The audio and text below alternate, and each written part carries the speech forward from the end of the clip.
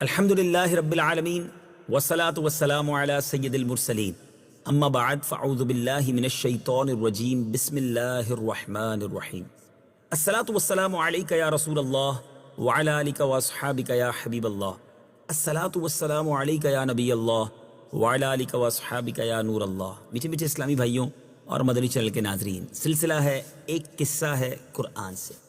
قرآن ہے میرا رہنما، قرآن شفا ہے، نور ہے قرآن، جلا دل کی میرا قرآن، رضا رب کی میرا قرآن، قرآن قرآن۔ آج کون سا قصہ ہم نے سیکھنا ہے اور کون سے قصے کے بارے میں سننا ہے؟ آج بات ہوگی نبیوں کی سواریوں کی۔ جی ہاں، آج ان سواریوں کی بات ہوگی جن کا ذکر قرآن مجید فرقان حمید میں موجود ہے۔ انبیاء نے بھی جن کی سواری کی۔ یاد رہے کہ نزول قرآن کے وقت جو چوپائے عام طور پر بار برداری اور سواری کے لیے استعمال ہوتے تھے وہ 4 جانور تھے: اونٹ، گھوڑے، خچر اور گدھے۔ بار برداری اور سواری کے ان 4 جانوروں کا ذکر قرآن مجید میں خاص طور سے صراحتاً مذکور ہے۔ ان کے علاوہ قیامت تک جتنی سواریاں اور بار برداری کے سامان عالم وجود میں آنے والے ہیں، اللہ تعالیٰ نے ان سب کا تذکرہ قرآن مجید میں اجمالاً بیان فرما دیا۔ سبحان اللہ۔ چنانچہ سورہ نحل کی چند آیتیں سنیے اور اس کا ترجمہ بھی سنیے۔ وَالْأَنْعَامَ خَلَقَهَا لَكُمْ فِيهَا دِفْءٌ وَمَنَافِعُ وَمِنْهَا تَأْكُلُونَ وَلَكُمْ فِيهَا جَمَالٌ حِينَ تُرِيحُونَ وَحِينَ تَسْرَحُونَ وَتَحْمِلُ أَثْقَالَكُمْ إِلَى بَلَدٍ لَمْ تَكُونُوا بَالِغِيهِ إِلَّا بِشِقِّ الْأَنفُسِ إِنَّ رَبَّكُمْ لَرَءُوفٌ رَحِيمٌ وَالْخَيْلَ وَالْبِغَالَ وَالْحَمِيرَ لِتَرْكَبُوهَا وَزِينَةً وَيَخْلُقُ مَا لَا تَعْلَمُونَ۔ اور اس نے جانور پیدا کیے، ان میں تمہارے لیے گرم لباس اور بہت سے فائدے ہیں، اور ان سے تم غذا بھی کھاتے ہو، اور تمہارے لیے ان میں زینت ہے جب تم انہیں شام کو واپس لاتے ہو اور جب چرنے کے لیے چھوڑتے ہو۔ اور وہ جانور تمہارے بوجھ اٹھا کر ایسے شہر تک لے جاتے ہیں جہاں تم اپنی جان کو مشقت میں ڈالے بغیر نہیں پہنچ سکتے۔ بے شک تمہارا رب نہایت مہربان رحم والا ہے۔ اور اس نے گھوڑے اور خچر اور گدھے پیدا کیے تاکہ تم ان پر سوار ہو، اور یہ تمہارے لیے زینت ہے، اور ابھی مزید ایسی چیزیں پیدا کرے گا جو تم جانتے نہیں۔ اس آیت مبارکہ میں آخری جملہ وَيَخْلُقُ مَا لَا تَعْلَمُونَ میں قیامت تک عالم وجود میں آنے والے تمام بار برداری کے ذرائع اور قسم قسم کی ان مختلف سواریوں کے پیدا ہونے کا بیان ہے جو نزول قرآن کے وقت تک ایجاد بھی نہیں ہوئی تھی۔ مثلا سائیکل، موٹر سائیکل، ریل گاڑیاں، سڑکیں، بحری جہاز، ہوائی جہاز، ہیلی کاپٹر، راکٹ وغیرہ وغیرہ، تمام نقل و حمل کے سامان اور سواریوں کے ذرائع سب کا اجمالاً ذکر فرما کر اللہ تعالیٰ نے اپنی قدرت کاملہ کا اظہار اور غیب کی خبر کا اعلان عام فرمایا ہے۔ ذرائع نقل و حمل اور سواریوں کے علاوہ اس آیت میں تو اس قدر عموم ہے کہ اس میں قیامت تک پیدا ہونے والی ہر چیز اور تمام کائنات عالم کا اجمالاً بیان ہے۔ سبحان اللہ۔ 4 سواریاں جو نزول قرآن کے وقت عرب میں عام تھی، ان کے بارے میں کچھ خصوصیات سنتے ہیں اور اپنی معلومات میں اضافہ کرتے ہیں۔ اونٹ، کیمل جس کو کہتے ہیں انگریزی میں، یہ بہت سے نبیوں اور رسولوں کی سواری ہے۔ خود حضور خاتم النبیین صلی اللہ تعالی علیہ وسلم نے اونٹ کی سواری فرمائی، اور آپ کی 2 اونٹنیاں تو بہت مشہور ہیں، ایک کسوہ اور دوسری عدبہ، جس کے بارے میں روایت یہ ہے کہ کبھی دوڑ میں کسی اونٹ سے مغلوب نہیں ہوئی تھی، مگر ایک مرتبہ ایک اعرابی کے اونٹ سے دوڑ میں پیچھے رہ گئی تو حضرات صحابہ کرام کو بہت شاک گزرا کہ عدبہ جو ہے وہ پیچھے رہ گئی ہے۔ اس موقع پر آپ نے ارشاد فرمایا کہ اللہ پر یہ حق ہے کہ جب وہ دنیا کی کسی چیز کو بلند فرما دیتا ہے تو اس کو پست بھی کر دیتا ہے۔ مروی ہے کہ آپ کی اونٹنی عدبہ نے آپ کی وفات کے بعد غم میں نہ کچھ کھایا اور نہ پیا اور وفات پا گئی۔ اور بعض روایتوں میں آیا کہ قیامت کے دن اسی اونٹنی پر سوار ہو کر حضرت بی بی فاطمہ رضی اللہ تعالی عنہا میدان محشر میں تشریف لائیں گی۔ سبحان اللہ۔ حیات الحیوان میں ہے کہ اونٹ کے بالوں کو جلا کر اس کی راکھ اگر بہتے ہوئے خون پر چھڑک دی جائے تو خون فوراً بند ہو جائے. اسی طرح اونٹ کا جو گوشت ہے وہ بہت طاقتور بھی ہے.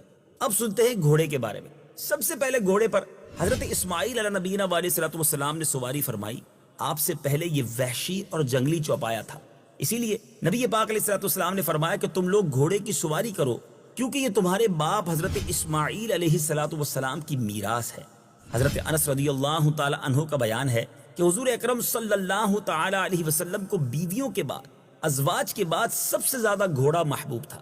حضرت ابن عباس رضی اللہ تعالی عنہما سے روایت ہے کہ گھوڑا میدان جنگ میں یہ تسبیح پڑھتا ہے: سبوح قدوس رب الملائکۃ والروح. خود نبی پاک علیہ السلام کے چند گھوڑے تھے جن پر آپ سواری فرمایا کرتے. منقول ہے کہ حضرت موسیٰ علیہ السلام نے حضرت خضر علیہ السلام سے دریافت فرمایا کہ کون کون سی سواریاں آپ کو پسند ہیں، تو آپ نے فرمایا کہ گھوڑا اور گدھا اور اونٹ، کیونکہ گھوڑا اولو العزم رسولوں کی سواری ہے. اونٹ حضرت ہود، حضرت صالح اور حضرت شعیب اور حضرت محمد مصطفیٰ صلی اللہ تعالی علیہ وسلم کی سواری ہے، اور گدھا حضرت عیسیٰ اور حضرت عزیر علیہ السلام کی سواری ہے. سبحان اللہ. میرے میٹھے اسلامی بھائیوں، گویا گھوڑا جو ہے یہ انبیاء کو محبوب بھی ہے اور انبیاء کی سواری بھی ہے. اب خچر کے بارے میں سنتے ہیں. یہ بھی ایک مبارک سواری ہے. روایت ہے کہ نبی پاک علیہ السلام کی ملکیت میں 6 خچر تھے. ان میں سے ایک سفید رنگ کا تھا جو والی مصر نے بطور ہدیہ آپ کی خدمت مبارک میں پیش کیا تھا، جس کا نام دلدل تھا. پیارے آقا علیہ السلام اندرون شہر مدینہ اور اپنے باہر کے سفروں میں اس پر سواری فرمایا کرتے تھے. اس کی عمر بہت زیادہ ہو گئی تھی، یہاں تک کہ اس کے سب دانت ٹوٹ گئے اور اس کی خوراک کے لیے جو کوٹ کر دلیا بنایا جاتا تھا. یہ پیارے آقا علیہ السلام کے دنیا سے پردہ فرمانے کے بعد بھی مدتوں زندہ رہا.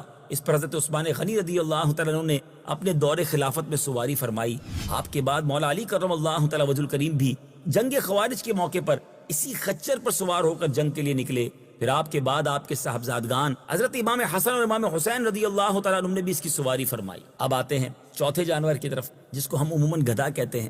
ادب سے اس کو دراز گوش بھی کہا جاتا ہے. جب بزرگوں کی سواری کی بات ہو تو دراز گوش بھی کہنا چاہیے، یعنی بڑے کان والا. یہ بھی انبیاء علیہ السلام اور رسولوں کی سواری ہے. اور حضور اکرم صلی اللہ تعالی علیہ وسلم کی ملکیت میں بھی 2 دراز گوش تھے. ایک کا نام عفیر اور دوسرے کا نام یعفور تھا.